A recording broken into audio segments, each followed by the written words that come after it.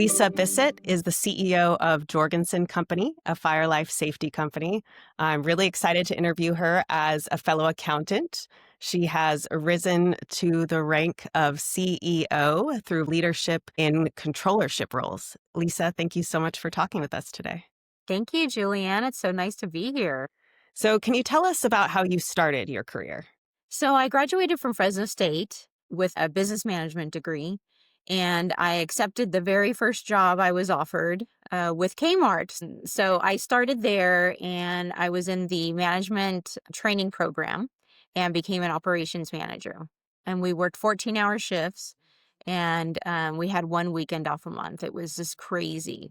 So, very, very long hours. I stayed there for a few years. And then in an attempt to get a better schedule, I went to work for Gottschalk's in women's sportswear, and I managed that department there. And still crazy hours, but we only worked one weekend a month. So that was a little bit better. I started to have a family, and my neighbor across the street at that time, she was seeing all the crazy hours I was working, and her family owned a ranch, and that included a packing house, a cold storage facility, and a sales office. And she said, "You would really be great if you came to work for us in our office. And I just see all the hard work that you're doing, and I think that that would be really good for our family to have you in the office." So I started there and then started doing some accounting work and became an accountant there. And then over the path of several years, moved up into the controller position.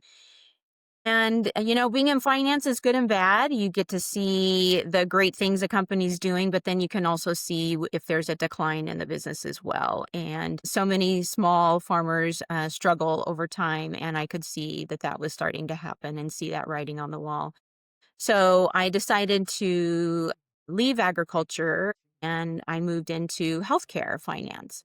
So I went to work for a small rural hospital and I was the controller there for many years. Loved it. Loved healthcare. Loved working with the team that we had there. And it was kind of like a small family there. But over time, you could see the small rural hospitals, they struggle also. And a bigger hospital came in and took over. And so I found myself commuting a little bit more than I really wanted to with a family. So I took another job with another local healthcare agency as a senior financial analyst. And while I was working there, I was doing a lot of projects with like the Spirit Committee, trying to do fun things for employees, and worked a lot with the HR director there. And she approached me and she said, my husband and I are both planning on retiring soon. My husband's the controller at Jorgensen Company. I see that they're not really utilizing you here to your full potential, and I think you would be a great fit there. So I met with her husband, and her husband also thought that I would be a great fit. So I interviewed for the position of controller at Jorgensen Company and had a grueling 2-hour interview with the president and CEO at that time, Daryl Heffley. And I mean, I was dying when I got out of that interview, but sure enough, he called me back and offered me the position. So I started here as a controller, worked several years as controller, loved my job. Never really thought I would go anywhere else within the company because the next step would, be his position. So he had been with the company for 50 years and announced his retirement and gave a 2-year notice for his retirement, which sounds like a long time. But when you have 50 years of history to impart on someone, it wasn't long enough. And he approached me and asked if I would be interested in the position. And here I am. This is the role that I hold today, president and CEO.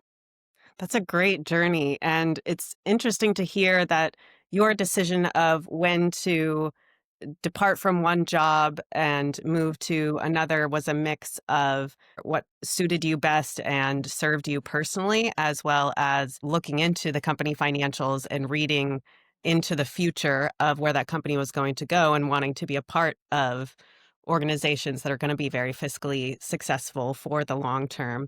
But then also this relationship development that you had a reputation for the quality of work. And it was really interesting to hear you say that she could tell that you had more potential than that. Do you want to kind of add anything else about when you felt you had the right timing as far as I've kind of delivered some value to this company, but for my best future, it's time to look forward and start interviewing somewhere else. Yeah. So when you have a family, your vision changes and the things that are important to you start to change. Money in the beginning was money was a big motivator. You have a family, there's a lot of expenses. But then over time, as you grow into the different jobs that you have, it's important that you're happy, that you love what you're doing and that you enjoy the people that you work with. And so those visions for me kind of morphed and changed over time.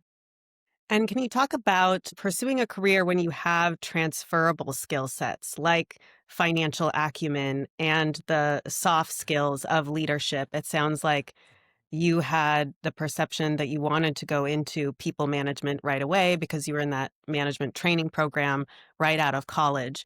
And going from consumer packaged goods companies to healthcare, like that's a very large shift. But because you had this skill that is used in every single business, you've been able to take these opportunities even though you didn't have the specific industry experience for the different companies that you moved into. Yeah, that was one of the things that attracted me to having a business management degree is because there were a lot of different classes that you took in college, including accounting classes. So working with people is something that I've always enjoyed doing. And so it really kind of allowed itself to go into the next chapters of life. As you're moving up, then you're still in a management role, and then you are also doing your finances, but it also allows you to do one or the other if that's something that you have an opportunity to do. Yes, I loved in college. My professors like to say that accounting is the language of business. And it is very definable in that you can find a dollar and you can track a dollar and see where it moved. I felt like it was a really great baseline foundation to have launching into a career to understand how the balance sheet works. Did your parents encourage you to work and think about a long-term career? My parents were very encouraging. More so my dad. My dad was the big motivator that really put the idea in my head that you need to get out of this small town. You need to go to college. You need to do great things. You need to be better than I am in life. And that is something that really stuck with me. I did go to college and I would come home, I would go home every weekend because I missed home. And if I was frustrated or discouraged about school, he would just tell me, just keep plugging along. You're going to do great things in life. And I see that in you. He always encouraged us saying that, your education is something that no one will ever be able to take from you. So you need to get it while you can. When you get a family, it's going to be too hard.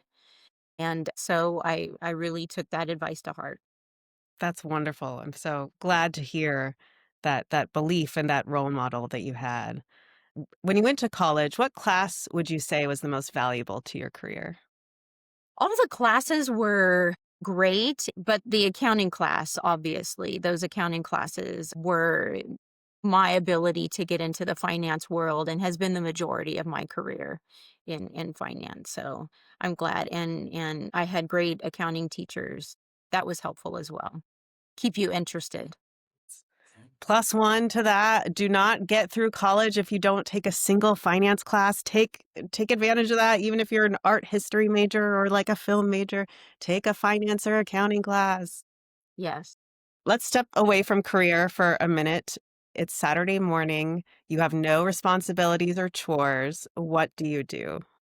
So I am not a hiker. I'm not a fisher. On Saturdays, I look forward to not setting my alarm, to not having back to back meetings, to just kind of take the weekend as it comes. And so, a typical Saturday for me, I will try to sleep in till 8 or so, take my dog for a walk. I love getting in the yard. That may seem like a chore for somebody, but I enjoy working in our yard and just kind of being outside. So that's a typical weekend for me. There's a lot of very successful leaders that are now talking more about the importance of sleep. And it seems like this thing that you can kind of like accordion as you need to fit whatever tasks you've got on the list, but that it actually is something that you need to invest in that's going to pay dividends for your overall health. For sure, for sure. And we'll call the kids over too.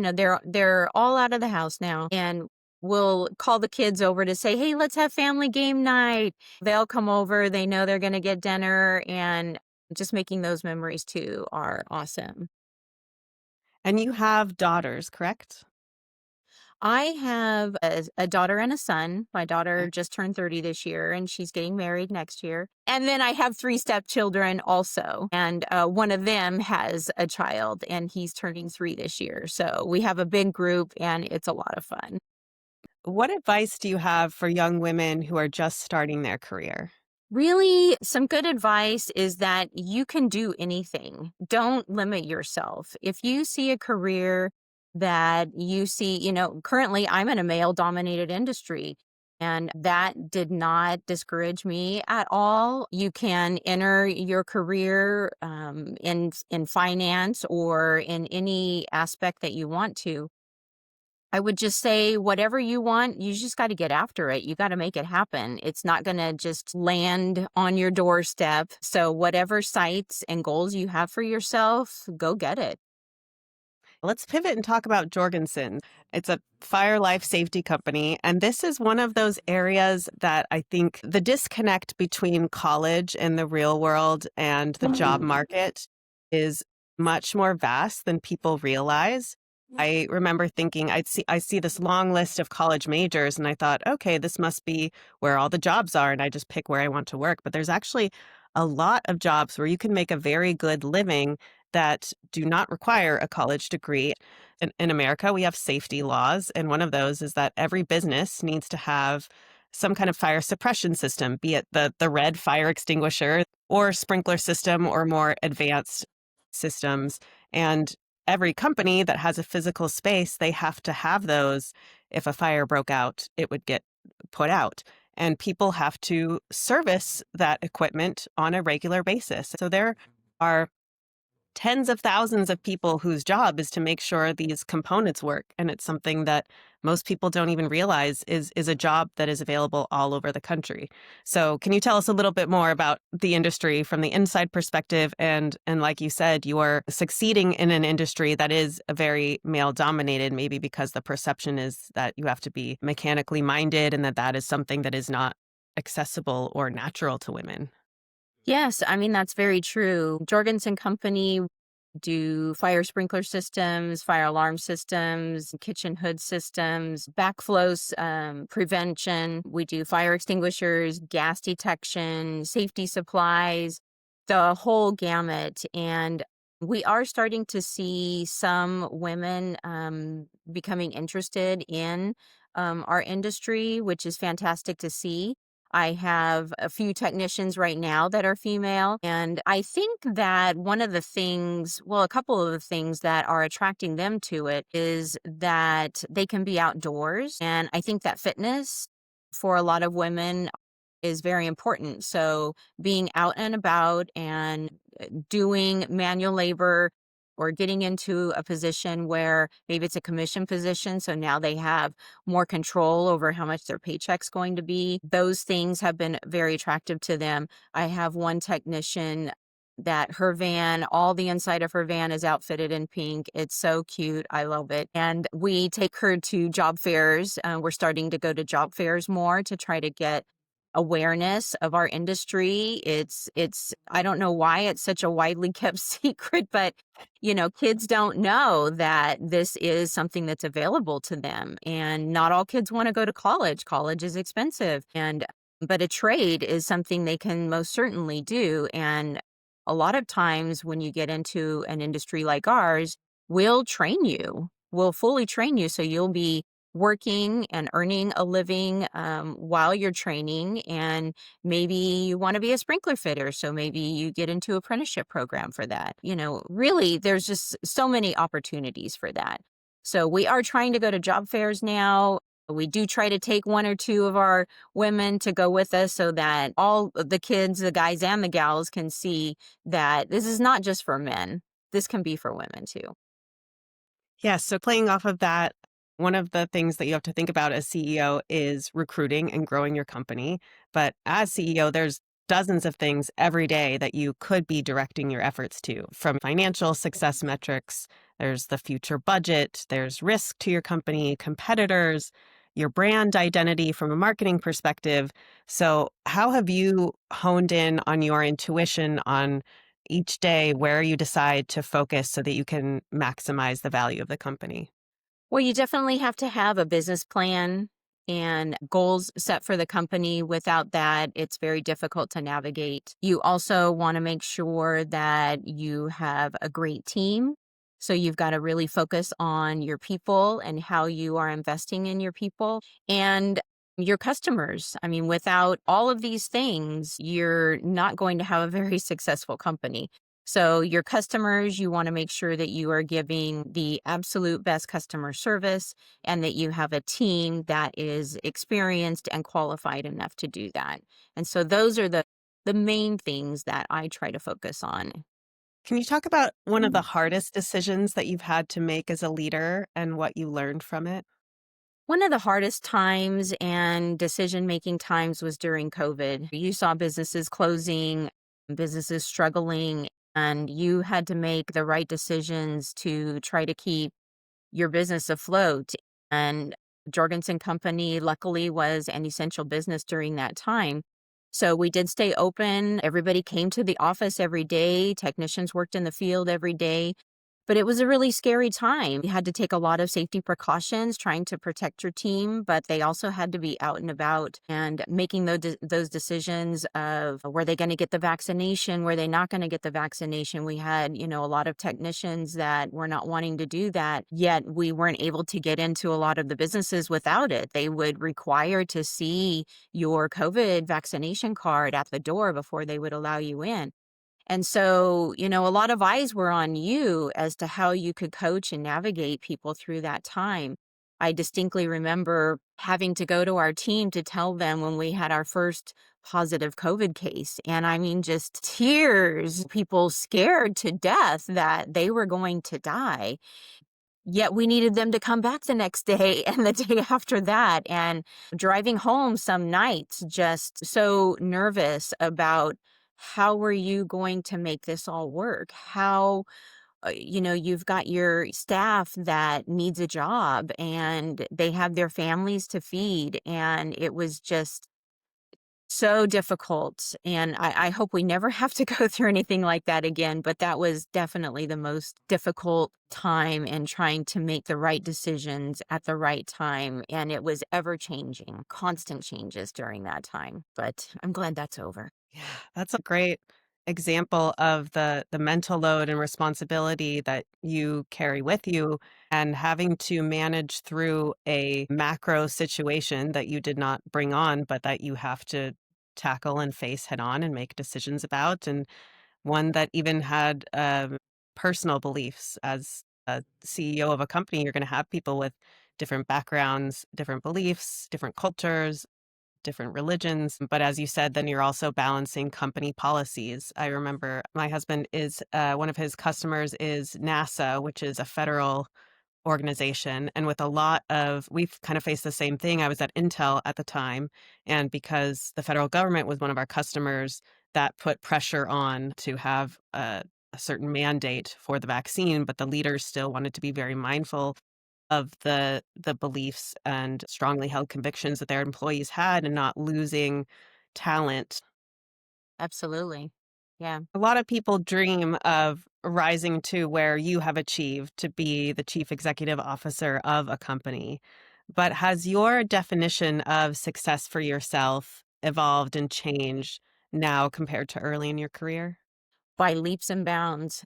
In the beginning, like I mentioned earlier, money was a motivator. I need to make more money. And then you get into all the different types of jobs and then your family comes into play. What is going to be conducive for your family? And, all of those things that you think about. Again, being president and CEO wasn't something that I ever aspired to. So having the opportunity and being able to take what I've learned in all of the years that I've been working and really put it to the test has been very rewarding for me. And it sounds like you were very mindful through your career that, yes, being financially successful is incredibly important, and you want to be able to provide an abundant life for yourself and your family, but also to balance that with living your life and enjoying your life. And work is a massive aspect of your identity, but it is not the whole entire first, second, and third priority in your life. Right. Absolutely. Do you have a funny story or something that makes you laugh at work? I do. And it makes me laugh every month. So every month we have month end and everybody's keying rapidly trying to get in all their work orders. And it's fun to see how the whole team gets involved. Technicians are ramping up, your office staff is validating orders. And so we had one technician in particular that had called in to say, "Hey boss, how are we doing?" to his immediate supervisor. And are we close to budget? And he says, "Yeah, yeah, we're almost there. We're almost there." And so we took snapshots of his work orders and sent him in. He says, "All right, well, be sure to key these in." And so they were excited on the keyers in, and then when they got them, it was like $250. So, every dollar matters, of course, but it wasn't going to be a large sum that really pushed us over the edge. But at the end of the day, he came into the office and he said, "Hey, boss, how did we do? How did we do? Did we make budget?" And his boss told him, we did. We beat it by $250." And oh my gosh, they started cracking up, and then they came to my office to share the story with me, and every month I think about that story, and it just makes me laugh, but it's so great to see how the team, really gets motivated and involved in all of that and excited about, making their budgets and it's company wide and it gets to be, to where you're kind of competing even against each other. But it's a lot of fun and it's really good to see. That's great. This is a good transition to something that stands out about your company that I wanted to talk about, which is that your company is employee owned. And a lot of times, I think individuals feel like they're just a cog in a wheel and they don't have a larger perception or maybe feel ownership or responsibility to how they impact the financial statement. So, can you talk to us about the compensation model of being an employee owned company and how it impacts your company's culture? So being employee owned, that was something that very forward thinking on the original owners of this company. Hans Jorgensen started the company. He had two sons that also got involved, but after that, they didn't have any other family members that was interested to carry on the business for them. So at that time, back in 1994, they thought, what a better way to carry on our name and our business, but to sell it back to the employees that made the company so great. And so that's exactly what they did. We're 100% employee owned. And so that means that all of the shares of the company are owned by the employees, and we have a share value done every year. And I would say maybe out of the exception of 2 or 3 years, that share value has always increased, even better than your 401k does for you. All And right. yeah, so all the shares are held by the employees, and so every time somebody retires, those shares get recycled back into the pot and gets redistributed based on your years of service and your salary. And so those shares just grow. It's 100% paid by the company, so that's an additional retirement fund for the employees, and then they can't contribute even. It's 100% monies funded by the company, then they can, do their 401k or IRAs or any other retirement plan that they want to. But it really gives an extra sense of pride, I feel like, when you work for an employee-owned company. It definitely helps with the collaboration and the accountability. I feel that there's a sense of empowerment there too with our team. They know that what they do directly impacts that share value and directly impacts, how well the company is going to be doing. So I feel like we see higher retention rates as well. And with that model that scales longer with the company, then the more experience and expertise that they have in that role, they're also building the loyalty, which of course is what you want. And Jorgensen has a really large scope. Your company has, is it 7 offices in California? We do. Yeah, we have 7 offices. We have Rancho Cordova, Modesto, Merced, Fresno, Visalia, Bakersfield, and then our newest office that we opened was in Stockton, and we just opened that a couple of years ago. So all of those offices serving the Central Valley here in California. And so, with all those technicians and other employees spread over such a vast area, and then knowing that they have some ownership in the company, how does that stewardship that you have over that many professionals influence the way that you make leadership decisions? It's decisions that you know that you are making that will directly impact them. It's not, we don't have a private equity firm that owns the company or anything like that. We own the company. And so really every dollar, every cost savings that I try to implement, every expense that we pay, I always have the very best interest of the whole company at heart when I make those decisions because I know that that is going to directly impact them one way or the other. And it's just very important to me. That's wonderful.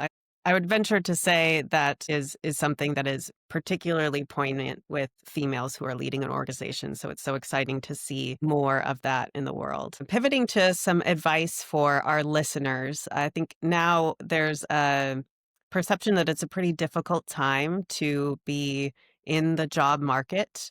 What are some of the biggest opportunities that you see, and you can speak to wider than your industry, but opportunities that you see in the workforce right now? So some of the biggest opportunities I see in the workforce is skilled and trained workforce is very big in our industry.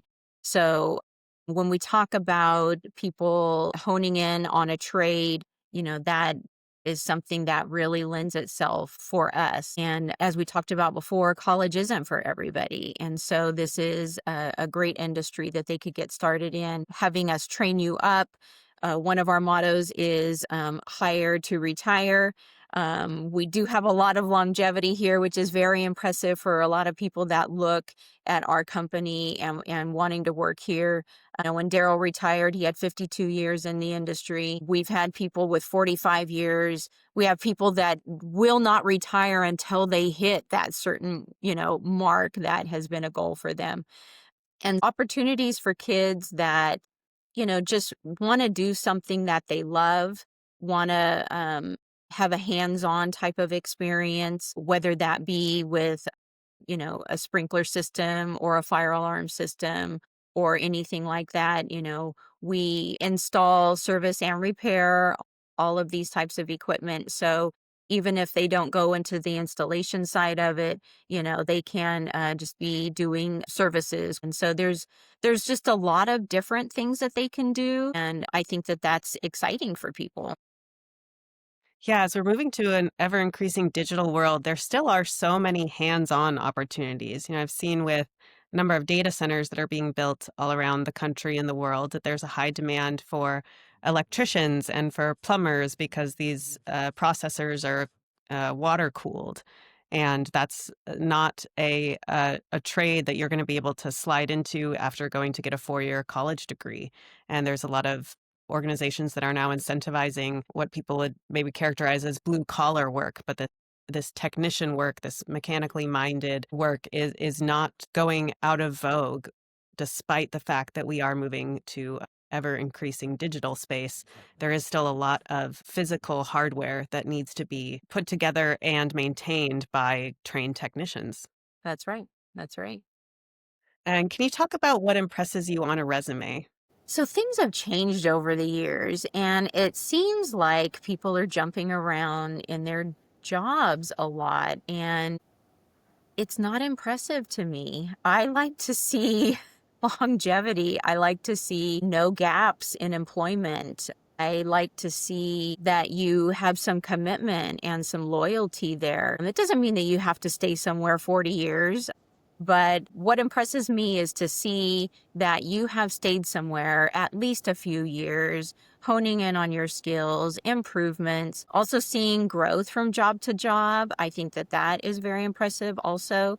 It shows me that you're kind of hungry and wanting more, and that you're motivated. And I think that that's really important. It seemed like you had a really good balance there of being at a company delivering value, but knowing when it was right for your career to make a shift.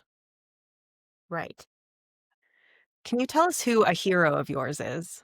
I would have to say my dad. My dad is a Vietnam veteran, which is so ironic that we're doing this today on Veterans Day. So thank you, Dad, for your service and all the service men and women out there that are currently serving or have served. It's just so important to know that freedom isn't free. My dad really instilled that in us growing up, to be very patriotic, be proud Americans, to know that because we're born and raised here. This is what we know is freedom, but it's not that way everywhere. And so I'm just so proud of the sacrifice that he made in his life. And when we are out and about in a restaurant, really no matter where we're at, and he proudly wears a Vietnam veteran hat, and there's always people that come up to him, shake his hand, thank him for his service, offer to pay for his meal and things like that. And yeah, so I'm just very proud of him, and definitely, definitely my hero. That's wonderful. Yes, and you're right. A lot of times we take for granted the social construct that we have as a result of the sacrifice of so many individuals who served in the military, and serve in other areas of public service, so that we can focus on our individual strengths and pursue a career and know that the rest of the economy and the way that we work as a society is going to continue in a stable way. You spoke about how hard you worked and how many long hours you worked early on in your career. In my first role as an accountant, it was not unusual for us to come into the office at 9 a.m. and still be there till midnight. And can you speak to how that hard work and grinding through long hours in the early part of your career served you? I'm glad that it happened early in my career. It was a great learning experience for me. As you get older, it's harder to maintain those long days. It was important to do that for me at that time, honestly, even though it wasn't my most loved job. But when you work those kind of hours, especially in retail, and you are seeing everything happen throughout the day, you're catching all the different kinds of customers that are coming in and out, and all of the issues that come into play.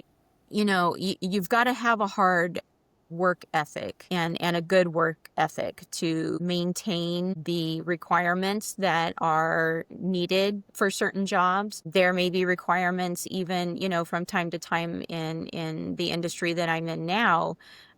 Yes, certainly as a manager, you're still working a lot of hours, and it doesn't stop. You go home, there's still calls. It's on the weekend. You're a sprinkler fitter, you're a fire alarm technician. There's emergency calls that come in all the time. And so you may think you're done for the day, and then you have emergency calls and you have to go back out.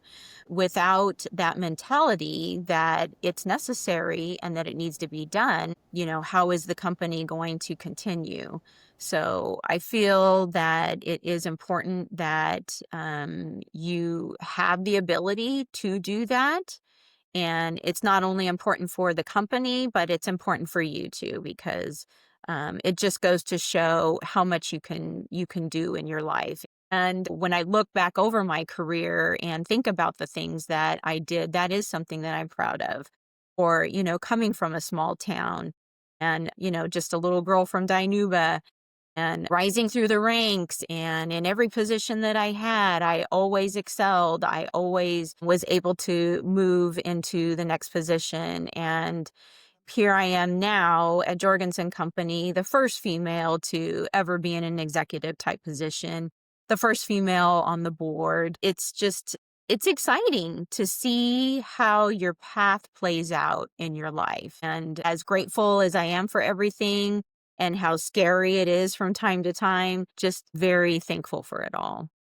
That's great. But yeah, Yeah. you've gotta put in some of that grit in the beginning to hone and learn those skills. Yeah, absolutely. And people see it, and so those are the things that help open doors for you as well, because people are seeing you putting in that extra effort, going the extra mile, working the extra hours when needed with no questions asked. That really sets a good impression on others when they are thinking of a position to put someone into. They're going to think of you because you are the one that is pressing forward and not complaining and coming to work every day and not calling in sick and can really do the job. When you look back at your career in 10 years from now, what do you hope people will say about your impact? I think one of the most important things that you can do in your life is how you make people feel. My team now and in every position that I've been, they've just been really important to me. And so I always try to make them feel appreciated, whether that is giving them kudos directly or having a big party to celebrate all the accomplishments that we've done, or having fun activities together, or buying them all jackets, or just something to make them feel like they are doing a great job and that they are important, and that I see you and I see the work that you're doing and it's important and you are valued. And so I think that's what I would want people to be thinking of me, that I made them feel appreciated. Yeah, I recall learning about motivation in business school, and they would categorize some aspects as hygiene, which is like the paycheck that you get, the insurance benefits, these things that you absolutely need from your career, and you wake up and you go to your job each day for them. But then when it comes to the motivation piece, it's often not the bonus, an extra like financial incentives, but it's as you mentioned, it's feeling that my manager values what I do, that I make a difference and that it's noticed.